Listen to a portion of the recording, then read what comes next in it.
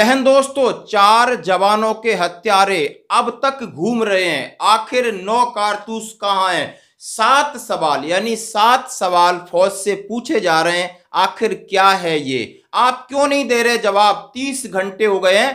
पलक झपकते ही 80 field Bathinda cantonment अफसर mess के पीछे होती फायरिंग।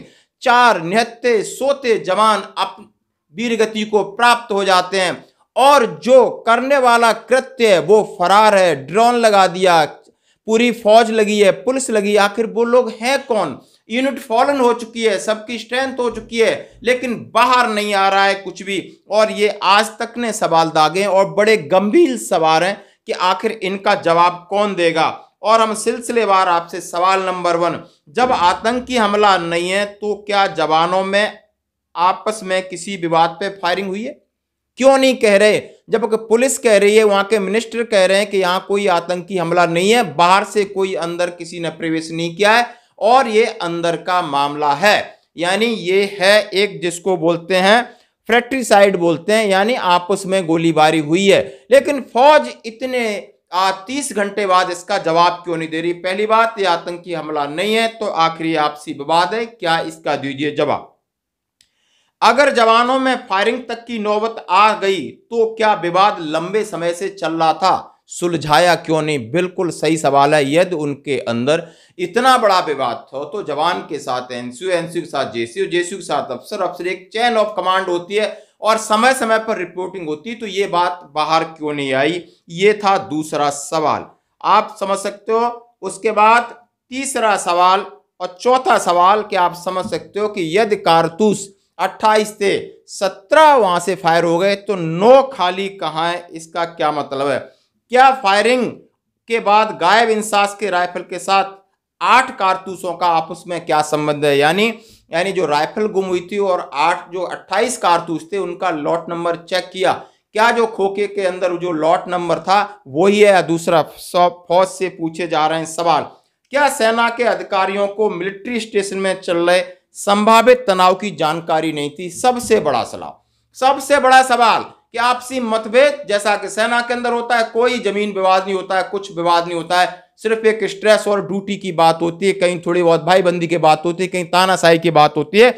यह सवाल है कि क्या सेना के अधिकारियों को मिलिट्री स्टेशन में चल रहे यानी संभावित तनाव की जानकारी नहीं थी? और लास्ट में सवाल, अगर हमलावर बाहर से मिलिट्री स्टेशन में दाखिल हुए हैं तो इससे भी बड़ी वारदात हो सकती थी। आखिर इनका जवाब कौन देगा? इनसे बार बार सवाल पूछे जा रहे हैं कि हो सकता था कि बाहर क्यों, तो और बड़ी वारदात क्यों नहीं? मिलिट्री बेस से राइफल कैसे चोरी हो गई? उन्होंने बोला कि वहां अंदर से राइफल कैसे चोरी हो गई और फिर वो राइफल मिल भी गई। आखिर चोरी होने तक आपने एफआईआर दर्ज कराई और बीच में क्या किया? ये सारी चीज सवाल पूछे जा रहे हैं। उन्होंने इस हमले पर में एक चशमदीद जो देसाई मोहन ने बताया कि उन 2 आरोपियों को गनर्स के रूम से बाहर आते हुए देखा है जो अपना चेहरा छपा रहे थे। उन्होंने सफेद रंग का नाइट सूट पहन रखा था। देसाई के मुताबिक उन्हें कुछ गड़बड़ लगी, इसलिए वे तुरंत गनर्स रूम की तरफ भागे। वहां उन्होंने देखा 4 जवान खून से लथपथ जमीन पर हैं।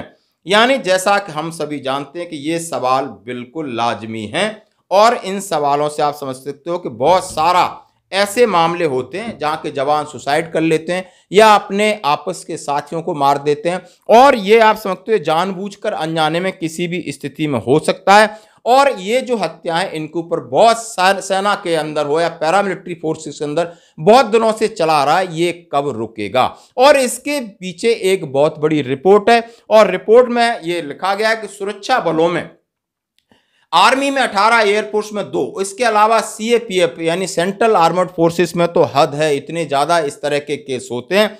और इसके पीछे गृह राज्य मंत्री नित्यानंद जी ने बयान दिया था लोकसभा में, और भट्ट साहब जो रक्षा राज्य मंत्री उन्होंने बयान दिया था कि मैं इन सब चीजों को ओवरकम करने के लिए कई प्रयास किए। आइए जानिए कौन कौन से प्रयास किए। उन्होंने कहा है साइकोलॉजिकल काउंसलिंग के लिए बात कही, उन्होंने उनके कपड़े खाने यानी जीवन स्तर में सुधार की बात कही, उन्होंने स्ट्रेस मैनेजमेंट की बात कही, ट्रेनिंग मैनेजमेंट की बात कही, जवानों के लिए मनोरंजन की बात कही, लीव छुट्टी देने की बात कही, और उन्होंने पहुंचा है कि उनको जहां से कभी स्टेशन ड्यूटी से जाते हैं उनके लिए आसान कन्वेंस की बात कही, आवाजाही की बात कही, और उनके साथ जो अनियमितताएं हो रही, शिकायत हो रही, उनके बात कही, शोषण की बात कही।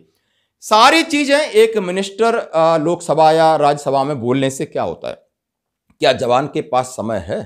क्या जवान डेली ड्यूटी दे रहा है, दिन में काम कर रहा है? सिस्टम के अंदर इतना अब काम बढ़ गया है कि जवान का एक ऊपर स्ट्रेस होता है और जवान को छुट्टी नहीं मिलना। आप सारी चीजें जानते हो, लेकिन कोई भी साइकोलॉजिकल आकर के कितनी काउंसलिंग की, और कोई स्ट्रेस मैनेजमेंट, इतना बैठने का टाइम किसको है? आप समझ सकते हो ट्रेनिंग मैनेजमेंट एडम वर्क इतना हो गया है कि ट्रेनिंग है कहां? यानी ये सब चीज सब जानते हैं, सब समझते हैं, सब महसूस करते हैं। इसमें इतना बड़ा बोलने की जरूरत नहीं, एक बच्चा भी महसूस करता है। और इसकी काउंसलिंग की जरूरत है। आप सभी जवानों को बैठ के बोल सकते हो कि उनको क्या चाहिए, क्या है, सारी चीज आपको समझ में आ जाएगी। यदि ऊपर वाले यदि उनकी नियत है कि मैं इस चीज को कम करूं, खत्म करूं, तो आप जरा जवानों से इंटरेक्शन शुरू करिए, आपको सब पता चल जाएगा कि आखिर जवान बहुत जल्दी प्रीमेचर भी भाग रहा है, बहुत जल्दी घर जाने की सोचता है। ये सारी समस्या हो रही हैं, कहीं ना कहीं इसको बहुत जल्दी इनके निवारण पर काम करना होगा, जमीन पर काम करना होगा, एक अच्छे से एग्जीक्यूट करना होगा, ताकि लगे कि नहीं अब सुधार हो रहा है। ये प्रक्रिया लगातार चलती आ रही है। इसी तरह बहुत सारे जवान अपना आपा खो बैठते हैं, लेकिन आखिर में कुछ नहीं होता, उसके बाद भूल जाते हैं, फिर अगला इंसिडेंट होता है। बट सुधार की प्रक्रिया ग्राउंड पे बिल्कुल नहीं दिख रही है। अब इसको सीरियस और गंभीर लेकर जवानों के लिए, इस देश के लिए, इस देश की सेना के लिए आपको कठोर कदम उठाने ही होंगे। धन्यवाद दोस्तों।